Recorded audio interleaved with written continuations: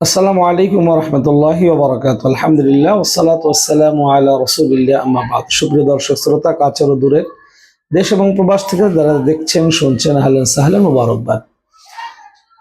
অনেকেরই প্রশ্ন যে বিশেষ করে যারা পাঁচ ওয়াক্ত সালাতের পাশাপাশি রাতের কিয়ামুল লাইল তাহাজ্জুদ সালাত আদায় করেন, তারা প্রায় প্রশ্ন করে থাকেন, জানতে চান যে তাহাজ্জুদ সালাতের সর্বোত্তম সময় কোনটি।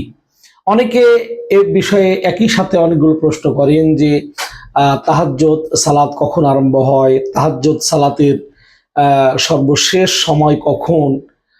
অনেকে আবার প্রশ্ন করেন তাহাজ্জুদ সালাত বা কিয়ামুল লাইল, রাতের যে নফল, সেটা যদি শেষ রাত্রিতে ঘুম থেকে উঠতে না পারি, সেই ক্ষেত্রে যদি আমি ঘুমানোর পূর্বে রাত 12টায় বা রাত 12টার সময় তাহাজ্জুদ সালাত পড়ে যদি আমি ঘুমিয়ে যাই, এই ধরনের নানা প্রশ্ন রয়েছে আপনাদের অনেকের। তো তারপরও খুব সংক্ষিপ্তভাবে উত্তর দেওয়ার চেষ্টা করব ওয়াবিল্লাহি তৌফিক। সর্বপ্রথম বলবো তাহাজ্জুদ সালাতের ওয়াক্ত আরম্ভ হয় এশার সালাতের পরে। এশার সালাতের পর থেকে নিয়ে ফজরের আগ পর্যন্ত এশার সালাত আপনার আদায় হয়ে গেল, তখন থেকে নিয়ে ফজরের ওয়াক্তের আগ পর্যন্ত তাহাজ্জুদ সালাতের ওয়াক্ত আপনি ঘুমের আগে অথবা ঘুমের পরে পড়া যায়। তবে হ্যাঁ, ঘুম থেকে উঠিয়ে শেষ রাত্রিতে শেষ তৃতীয়াংশে পড়াটাই সর্বোত্তম। হুয়া আফজালুল আওকাত লিসালাতিত তাহাজ্জুদ।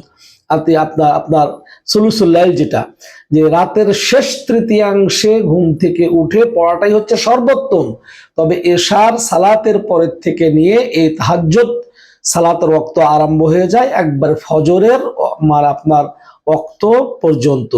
এখানে শর্ত নয় যে তাহাজ্জুদ সালাত পড়ার জন্য ঘুমাতে হবে, ঘুম থেকে উঠতে হবে, এমনটি শর্ত নয় ইনশাআল্লাহ। কেউ যদি মনে করে যে সে ঘুমিয়ে গেলে আর উঠতে পারবে না, তার পক্ষে সম্ভব নয়, তার জন্য মুস্তাহাব হচ্ছে সে তাহাজ্জুদ পড়েই ঘুমিয়ে যাবেন। তাহাজ্জুদ সালাতের রাকাত সংখ্যা নিয়ে অনেকে প্রশ্ন করেন। তো সর্বনিম্ন তাহাজ্জুদ সালাতের রাকাত হচ্ছে 2 রাকাত, উপরের কোনো সীমাবদ্ধতা নাই। তবে নবী সাল্লাল্লাহু আলাইহি ওয়াসাল্লাম রমজান এবং রমজানের বাইরে 11 রাকাতের বেশি কিয়ামুল লাইল, সালাতুল লাইল, তারাবিহ বা এই তাহাজ্জুদ সালাত আদায় করেননি, যেটা মা আয়েশা সিদ্দিকা রাদিয়াল্লাহু তাআলা আনহা থেকে আমরা জানতে পাই যে নবী সাল্লাল্লাহু আলাইহি ওয়াসাল্লাম তিনি রমজান এবং রমজানের বাইরে 11 রাকাতের বেশি ক্ষণ আদায় করেননি। তবে নবী সাল্লাল্লাহু আলাইহি ওয়াসাল্লাম বলছে সালাতুল লাইলি মাসনা মাসনা, রাতের সালাত 2 রাকাত 2 রাকাত, 2 রাকাত পড়বে সালাম ফিরাবে, 2 রাকাত পড়বে সালাম ফিরাবে।